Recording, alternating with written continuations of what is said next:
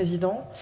Alors justement, sur ce rapport de la Chambre régionale des comptes, on y lit que le budget de l'Agence de l'orientation et des métiers est conséquent, s'élevant à plus de 4,5 millions d'euros, qu'il est composé presque exclusivement de subventions publiques, dont 3 millions de la part de la région, et que l'événement majeur de l'agence est l'organisation annuelle du Salon de l'orientation qui mobilise à elle seule 20% du budget de fonctionnement. Or, cet événement qui se déroule sur 3 journées peine à attirer des lycéens. Et c'est pourtant, on aurait pu l'espérer, la cible de ces salons de l'orientation en pleine période de détermination pour les bacheliers qui doivent inscrire leurs vœux sur Parcoursup. Alors, est-ce que c'est parce que ces salons sont centralisés à Caen ou à Rouen ? Est-ce que c'est parce que les dates choisies par l'agence sont aussi celles des portes ouvertes des universités normandes, faisant en cela évidemment concurrence aux établissements publics d'enseignement supérieur ?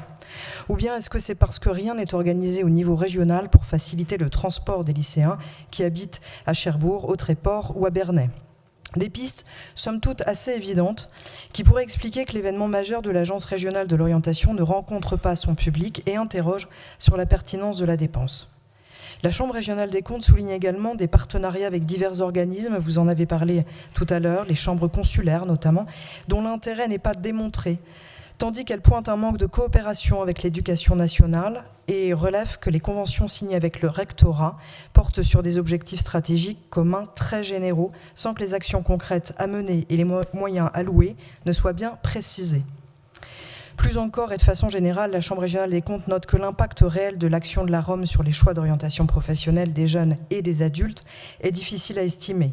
Elle encourage la région à conduire une véritable évaluation de la valeur ajoutée de l'agence au regard des missions qui lui sont confiées et qu'elle développe une culture d'évaluation des politiques publiques dont la collectivité, il est vrai, peine à se saisir.